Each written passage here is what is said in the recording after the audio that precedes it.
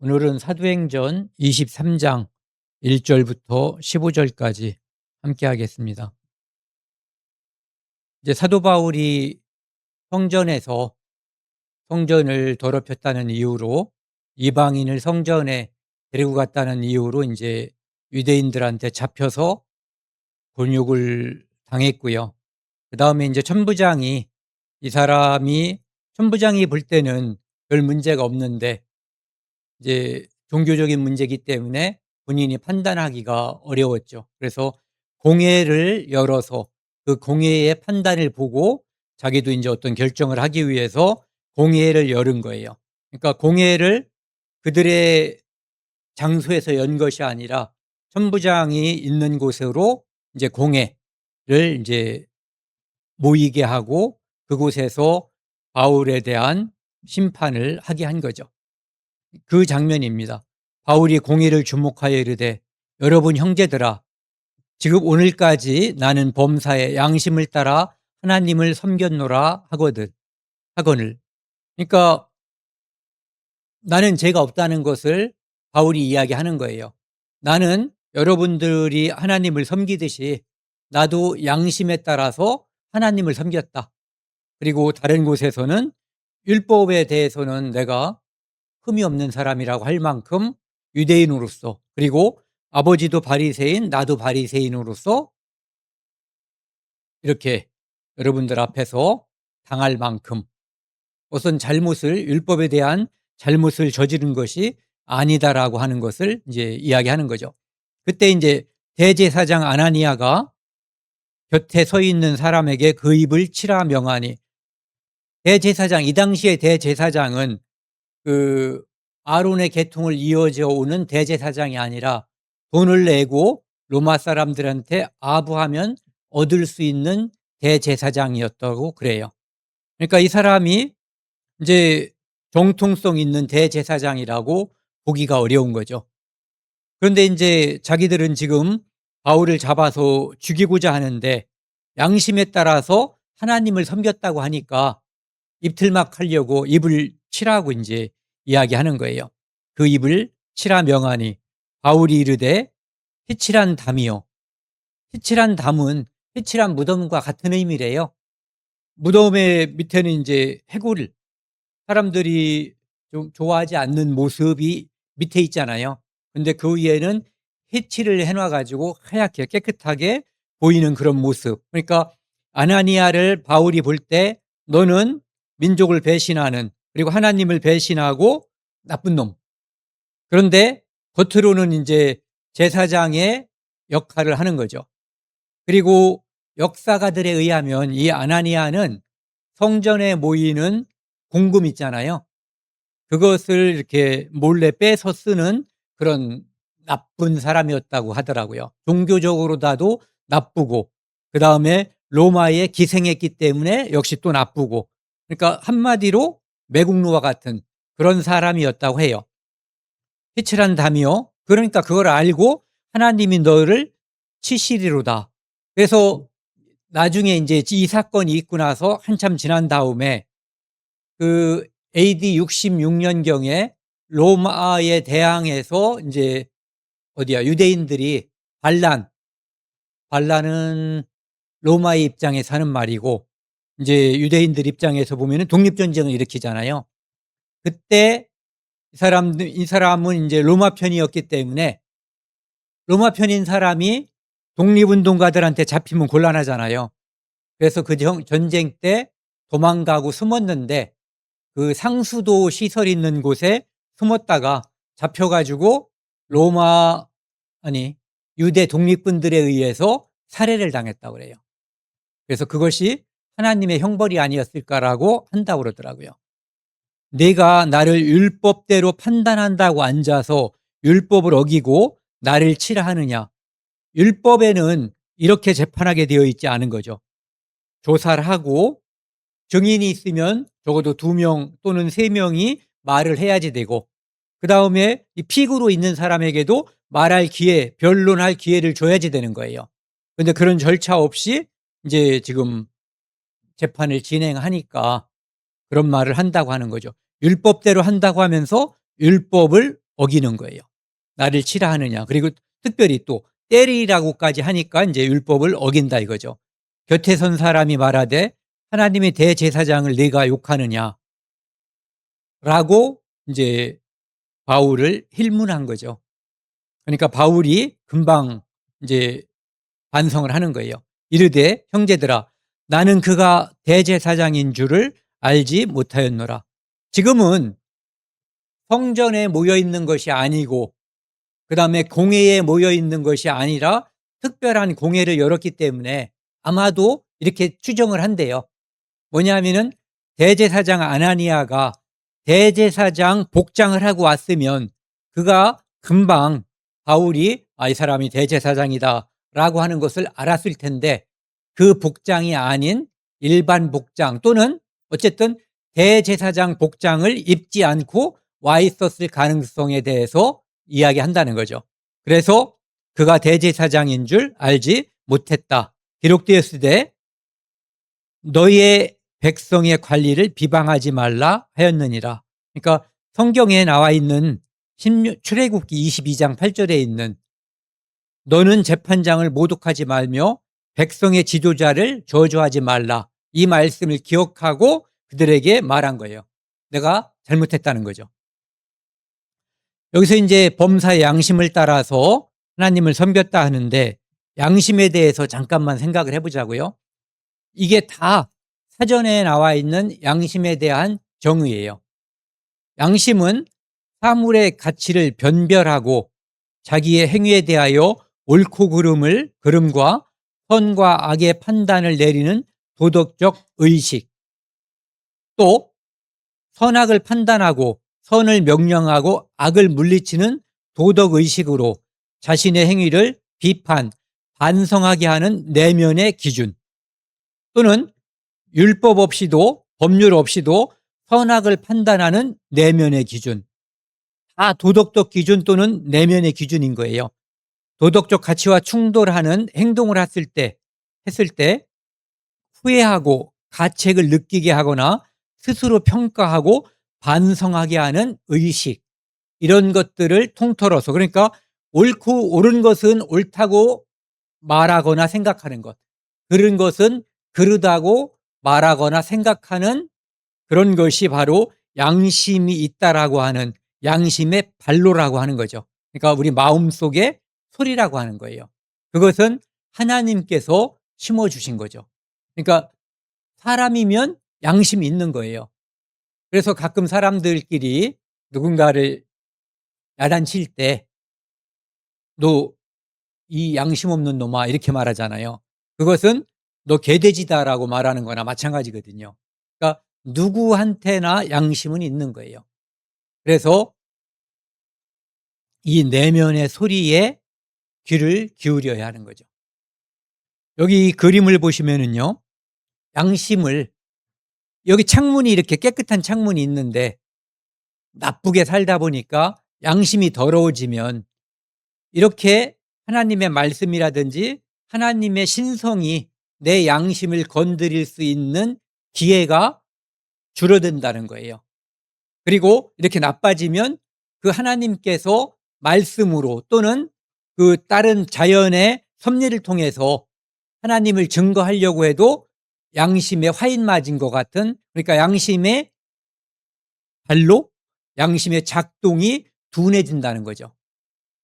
그런데 이제 구원을 받으면 양심이 이렇게 깨끗해지고 밝아져서 양심의 작동이 제대로 될 수가 있는 거죠. 그런데 그 거꾸로 이렇게 밝아졌던 양심도 이렇게 될 수 있는 거예요. 구원받은 사람도 이렇게 될 수 있다는 거죠. 하지만 이 양심이 이렇게 더러워졌다고 하는 이것이 구원의 취소 조건은 아니라는 거죠. 네. 그리고 양심에 대해서 이제 로마서 2장에 보면은요, 이제 로마서 2장에서 1장과 2장에서는 그 이방인과 유대인에 대해서 하나님께서 역사하지 않은 것이 아니라 이방인에게는 양심이 증거가 돼서 역사해 주시고 유대인에게는 양심이 증거해서 역사하는 것 더하기 율법이 증거한다. 율법을 주셔서 하나님을 증거한다라고 이야기하고 있거든요. 그래서 여기 보시면은 율법 없는 이방인이 본성으로, 그러니까 본성이라고 하는 것은 모든 사람들에게 하나님이 그 장치, 양심을 넣어줬다는 거예요. 본성으로 율법의 일을 행할 때에는 이 사람은 율법이 없어도 자기가 자기에게 율법이 되나니, 그게 바로 양심의 작용이라는 거죠. 이런 이들은 그 양심이 증거가 되어 그 생각들이 서로 혹은 고발하며 혹은 변명하여 그 마음에 새긴 율법의 행위를 나타내느니라. 그래서 마치 하나님께서 유대인들에게, 이스라엘에게 율법을 준 것처럼 이 양심이 옳은 것은 옳고 그른 것은 그르다고 판단할 수 있는 기능을 한다는 거죠. 그 다음에 그 요한복음 8장에 보면은 간호마다 잡힌 여자가 이제 예수님 앞에 그 유대인들이 끌고 왔을 때, 예수님이 너희가 죄 없는 자가 먼저 돌로 치라고 했을 때 그들에게 양심이라고 하는 것이 이렇게 작동하는 그런 모습을 보여주고 있어요. 그들이 이 말씀을 듣고 양심의 가책을 느꼈다라고 돼 있어요. 그래서 어른으로부터 시작해서 하나씩 그 자리를 떴다라고 이야기하고 있죠. 그 다음에 이제 이것은 유대인들에게 하나님께서 주신 율법에 따라서 재판하는 그런 모습이거든요. 그 재판의 모습은 이런 거예요. 18장에 보면은 재판장은 자세히 조사하여 그 증인이 거짓 증거하여 그 형제를 거짓으로 모함한 것이 판명되면, 그러니까 거짓 증인인지 아닌지, 증인이 있으면, 한 명밖에 증인이 없으면 그가 거짓 증인이면은 이 사람에게 치명적인 결과를 초래하잖아요. 그래서 입을 맞추지 않은 2명 또는 3명의 증인이 있어야지 된다는 거죠. 근데 그때 아나니아는 그렇게 하지 않고 먼저 치라고부터 했고, 그래서 그 재판이, 그 대제사장이 그 치라고 한 그것이 잘못임을 지적한 거죠. 다음 구절을 보면은요, 6절입니다. 바울이 그중 일부는 사두개인이요. 지금 바울을 이제 모독하는 사람들 중에 일부는 사두개인이고 다른 일부는 바리새인인 줄 알고, 사두개인과 바리새인은 지금 바울을 죽이는데, 또는 예전에 예수님을 죽이는데, 그리고 스데반을 죽이는데도 아마 합심했을 거예요. 그런데 그들은 원래는 마음이 하나로 모여지기 어려운 사람들이에요. 사두개인들은 영혼도 없고 죽으면 끝이다라고 생각하는 사람이고, 바리새인들은 영혼이 있고 죽어서 천국 지옥 간다라고 이것을 믿는 사람들이에요. 그러니까 그 둘 사이에 신앙관이 전혀 다른 거죠. 그것을 이제 바울이 간파했다는 거예요. 공회에서 외쳐 이르되 여러분 형제들아 나는 바리새인이요. 그러면 바리새인들이 그의 편을 들 가능성이 좀 열려 있는 거죠. 또 바리새인의 아들이라. 그러니까 아버지도 바리새인이었다는 거예요. 죽은 자의 소망 곧 부활로 말미암아 내가 신문을 받노라.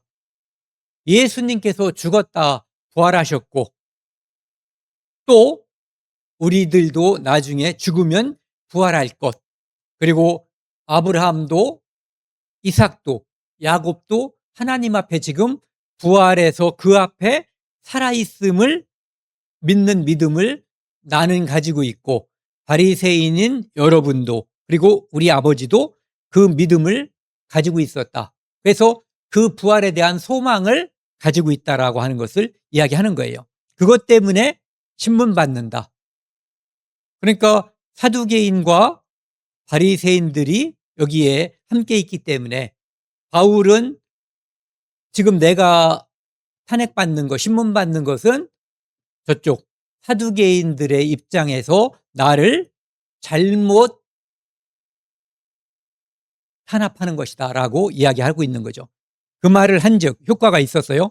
바리새인과 사두개인 사이에 다툼이 생겨 무리가 나누어지니 입장이 전혀 다른 거예요.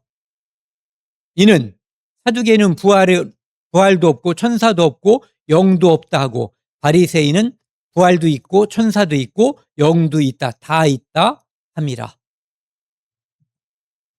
9절입니다. 크게 떠들세 바리새인 편에서 몇 서기관이 일어나 다투어 이르되, 이제 바리새인이 지금 바울 편을 드는 거예요. 우리가 이 사람을 보니 악한 것이 없도다. 바리새인들 입장에서는 죽음 후에 부활도 천사도 영도 있다라고 하는 바울의 그 신앙적인 입장이 자기들과 일치하잖아요. 그러니까 잘못된 게 없다는 거죠. 혹 영이나 혹 천사가 그에게 말하였으면 어찌하겠느냐. 합리적인 판단일 수 있는 거예요. 왜냐하면은 그들이 바울과 함께 오랫동안 바울이 말한 모든 것을 듣거나 함께 하지 않았고, 단지 지금 약간만 말한 것을 그 자리에서 듣고 판단하는 거거든요. 그래서 바울이 말하는 것처럼 정말 하나님께서, 예수님께서 그에게 그런 말씀을 하셨고, 그 메시아이신 예수님이 진짜로 메시아라면 어떡하겠냐라고 묻는 거죠. 마치 예전에 이제 가말리엘이 말했던 것처럼 그렇게 변호를 하는 거예요. 큰 분쟁이 생기니 천부장은 바울이 그들에게 찢겨질까 하여, 찢겨지는 것은 양쪽에서 당기면 찢겨지는 거잖아요. 예전에 거열형이 그런 거잖아요. 예, 소 4마리를 가지고 사방에서 당기는 거예요. 지금 사두개인과 바리새인이 서로 간에 이제 한쪽에서는 보호하려고 당길 테고 한쪽에선 자기들이 잡아다가 죽이려고 당길 거예요. 찢어질까 하여 군인을 명하여 내려가 무리 가운데서 빼앗아 가지고 영내로 들어가라 하니라. 지금 천부장은 재판도 열지 않고 바울이 여기서 죽어버리면 그가 로마인이에요. 로마 시민이란 말이에요. 그리고 신분이 어느 정도인지 지금 파악이 안 돼 있어요. 신분이 극히 낮은 사람이라면 큰 문제가 덜할지 모르지만, 혹시라도 신분이 높은 사람이거나 신분이 높은 사람과 연결이 돼 있는 사람이 재판도 받기 전에 지금 군인들이 내버려 두어서 방치해서 죽게 된다면 그것에 따른 책임, 문책이 있을 거 아니에요. 그러니까 그것을 두려워해서 이렇게 빼앗아 온 것 같아요. 물론 여기에 저는 하나님께서 개입하셨을 거다라고 생각이 들어요.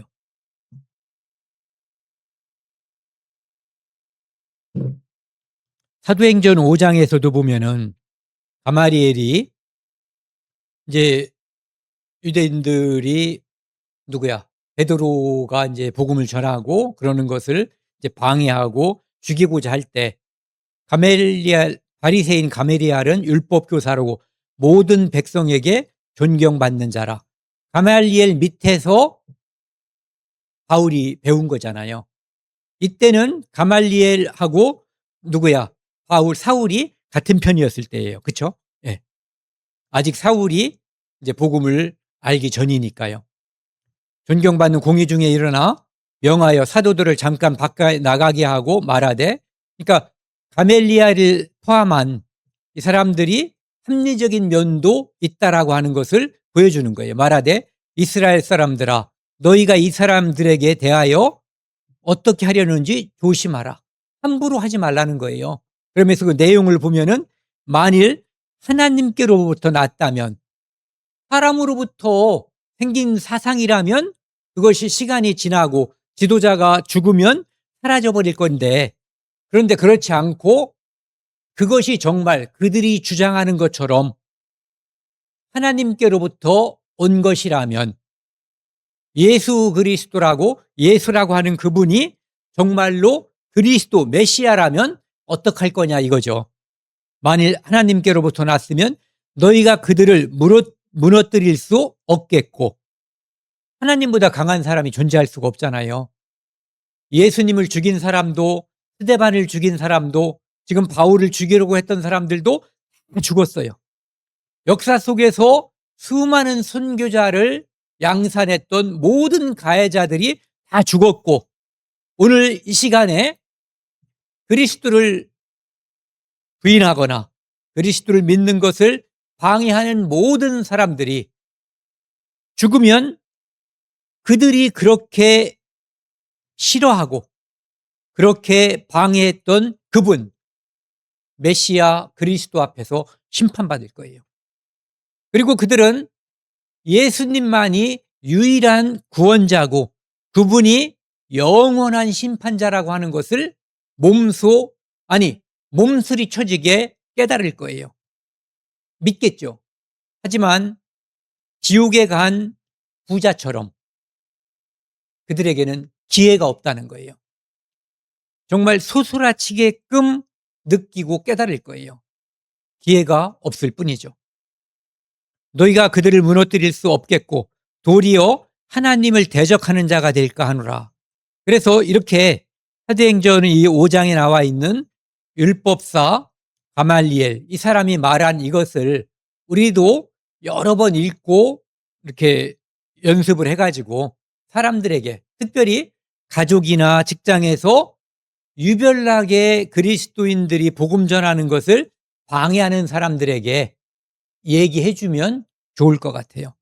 그런다고 꼭 듣는다는 보장은 없지만 그래도 그 사람들을 위해서, 나를 위해서도 좋은 말이지만 그들을 위해서도 이런 말을 해주면 좋을 것 같아요.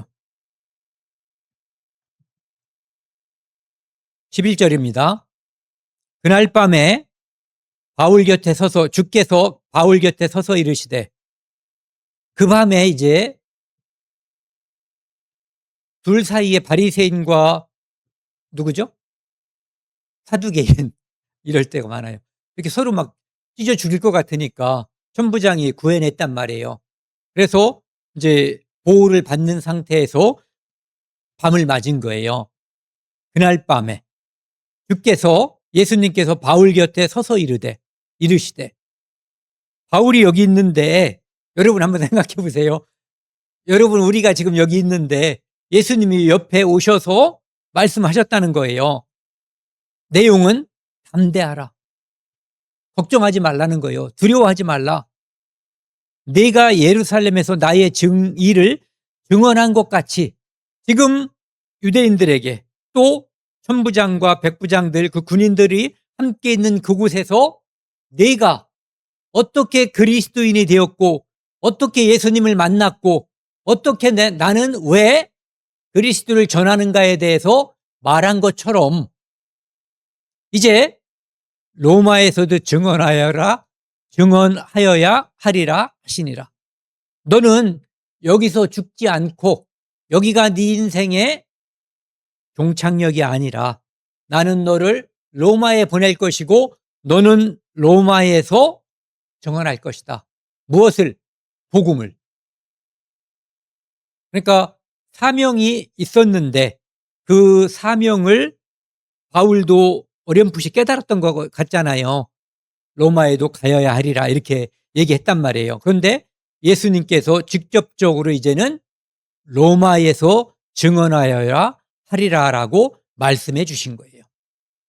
그러니까 우리는 이제 사도행전을 만약에 우리가 23장까지만 읽었다고 쳐도 그 후에 바울은 로마에 갔겠구나. 사도행전이 23장에 끝났다고 해도, 기록되지 않았다고 해도 갔다는 것은 기정사실인 거예요. 왜?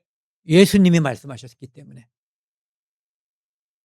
그리고 이제 예수님께서 이제 사도 바울에게 나타났었던 그 일들을 한번 정리해 봤는데요. 처음 만났던 장면. 사도행전 9장 4절. 사울아, 사울아, 네가 어찌하여 나를 박해하느냐? 주여 니시니이까 나는 네가 박해하는 예수다. 거기서 뒤집어진 거예요. 그때 계시를 받고 그는 예수를 박해하는 자에서 이제는 예수를 전하는 자로, 예수 믿는 자를 죽이는 자에서 예수 믿기 때문에 죽음을 감수하는 자로 바뀌었어요. 그리고 18장 9절에 보면은 밤에 환상 가운데서 나타났어요. 고린도에서 얘기죠. 바울에게 말씀하시되 여기서도 두려워하지 말며 침묵하지 말고 말하라. 또 요 사이에 그 22장에서 그 뭐죠? 성전에 있을 때 이제 예수님께서 이제는 얘들 유대인들 네 말 아무리 해도 안 듣는다. 그러니까 그냥 떠나라라고 거기서도 말씀하시죠. 그 다음에 오늘 말씀이 23장 11절이요. 좀 전에 읽었던 말씀이고, 그 다음에 23장 11절, 그 밤에 주께서 바울 곁에 서서 이르시되 담대하라. 요 말씀인 것 같아요. 이 디모데후서 4장 17절에 보면은 그 말씀을 되새겨서 말씀하는 거, 기록한 것 같아요. 주께서 내 곁에 서서 나에게 힘을 주시면, 즉 담대하라고 말씀하심은 나로 말미암아 선포된 말씀이 온전히 전파되어 모든 이방인들이 듣게 하려 하심이니 내가 사자의 입에서 번짐을 받았느니라. 성경에 이 사연을 어딘가에 기록하지 않았지만 바울이 사자밥이 되게끔 던져진 적이 있었던 것 같아요. 그런데 사자가 입을 다니엘처럼, 다니엘의 굴에 있었던 사자들처럼 이 사자도 바울을 해치지 못했던 것 같아요. 하나님께서 그 사자의 입을 봉하신 거죠. 12절입니다. 오늘 요거 15절까지 하겠습니다. 날이 새매 유대인들이 당을 지어 맹세하되, 맹세했어요. 밑에 또 맹세했다고, 굳게 맹세했다고 되어 있거든요. 바울을 죽이기 전에는 먹지도 아니하고 마시지도 아니하겠다 하고, 대단한 거죠. 이같이 동맹한 자가, 맹세한 자가 40명이더라.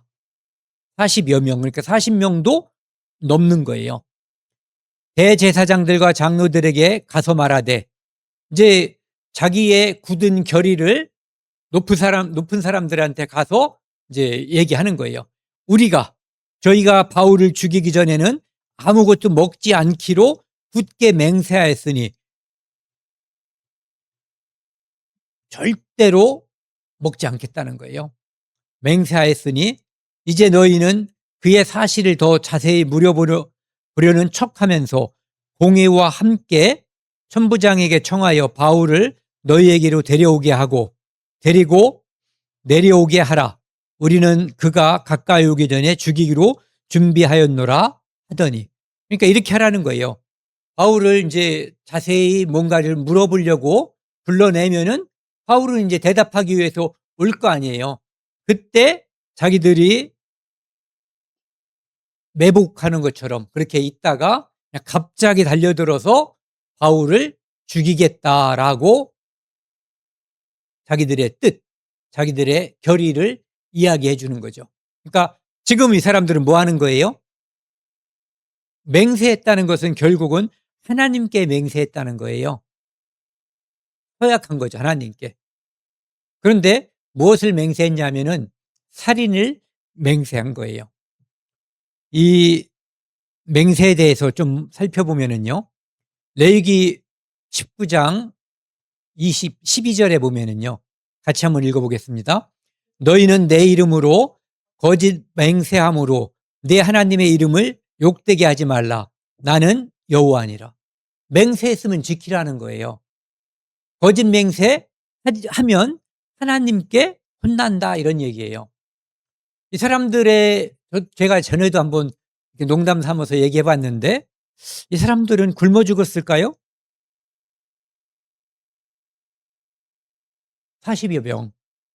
바울을 죽이기 전에는 먹지도 않는다고, 또 뒤에 보면은 자지도 않겠다고 그랬잖아요. 그런데 이때부터 시작해서 바울이 죽은 것을 따져보면은요, 적어도 7년, 길게 잡으면 9년 있다가 죽었어요. 그러면은 이 사람들의 맹세는 헌맹세였을 가능성, 거짓 맹세였을 가능성이 크죠. 이것은 추정이에요. 정말 끝까지 밥 안 먹고 있다가 며칠 있다가 죽었는지는 모르지만, 그랬다는 기록은 없고, 기록이 없다고 거짓말이 아닐 수도 있지만 아마도 굶어 죽지 않았을 가능성이 크죠. 그러니까 거짓 맹세라고 하는 거예요. 그러니까 맹세를 살펴보면은 근거는 레위기 19장 12절. 하나님의 이름을 걸고 맹세하는 거예요. 효력은 반드시 지켜야지 돼요. 깨뜨리면 하나님한테 혼나는 거예요. 그런데 이 맹세를 하나는 깨뜨린 사례고 하나는 지킨 사례예요. 먼저 지킨 사례를 보면 기브온 사건. 이 사람들은 자기들이 죽지 않기 위해서 하나님의 군대에 대항하면 죽는다라고 하는 믿음을 갖게 됐어요. 왜? 그런 정보를 입수한 거죠. 그래서 이 기브온 사람들이 변장을 했어요. 옷도 낡고 신발도 그다음에 음식도 곰팡이 피고 이런 것을. 그래서 너희들 누구냐 그랬더니 우리는 먼 데서 왔는데 우리를 좀 살려달라고. 그래서 살려줬어요. 그랬는데 나중에 보니까 살려준다고 맹세한 거예요. 근데 나중에 보니까 가까이 사는 사람, 즉 하나님께서 반드시 죽이라고 말씀하신, 멸하라고 말씀하신 가나안에 살고 있는 사람들임이 밝혀졌어요. 그런데 하나님의 이름을 걸고 맹세했기 때문에 죽일 수 없었어요.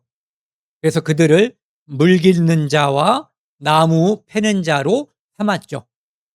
또 이 시드기야의 맹세는 하나님께서 시드기야에게 예레미야를 통해서 바벨론에게 충성해라, 바벨론을 배신하지 말라고 했어요. 느부갓네살이 쳐들어왔을 때 시드기야에게 얘기했죠. 너 우리를 배신하지 말아라. 배신하지 않겠다고 맹세해라. 그래서 하나님의 이름을 걸고 맹세하라고 했고 그것을 맹세했어요. 그런데 맹세를 저버려 버렸죠. 그래서 배반했기 때문에 이 시드기야는 엄청난 고난을 받고 그 아들들이 자기 앞에서 쳐 죽임을 당하는 것을 목격했고 그는 두 눈을 뽑힌 채로 바벨론으로 잡혀가서 감옥에서 죽었을 것으로 추정돼요.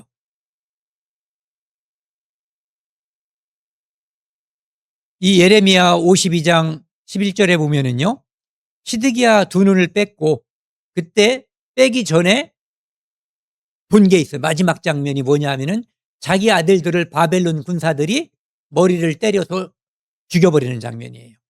그리고 눈 빼서 바벨론 감옥에 가뒀고 그곳에서 죽는 날까지 옥에 가뒀다라고 돼 있으니까 옥에서 죽은 거예요. 왕이었는데 가장 존귀한 자가 가장 비천하고 가장 불행한 모습으로 죽었어요. 열왕기하 25장 7절에도 아들들이 죽임을 당했고 노사슬에 묶여서 감옥으로 갔다라고 기록되어 있고요. 같은 사건을 기록한 거예요. 역대하 36장에서도 보면은 시드기야가 예언자의 말을, 예레미야의 말을 안 들은 거예요. 즉 하나님의 말씀을 듣지 않고 악을 행했다라고 되어 있어요. 이 역대하 52장 11절에서 20절을 보면은요, 시드기야가 하나님을 배반하고, 즉 맹세를 저버리고 어떻게 벌을 받았는가에 대해서 자세하게 기록하고 있어요. 그래서 시드기야로 인해서 그 백성들도 범죄하게 되죠. 그래서 왕과 백성들, 장로들, 제사장들, 우두머리들이 다 함께 범죄해서 그 하나님께서 그들을 불쌍히 여기지 않았다라고 되어 있어요. 여기 보시면 그의 하나님을 가리켜 맹세하게 하였으나 왕을, 느부갓네살을 배반한 거예요. 즉 하나님을 배반한 거죠, 결국은. 그리고 그 뒤에도 보면은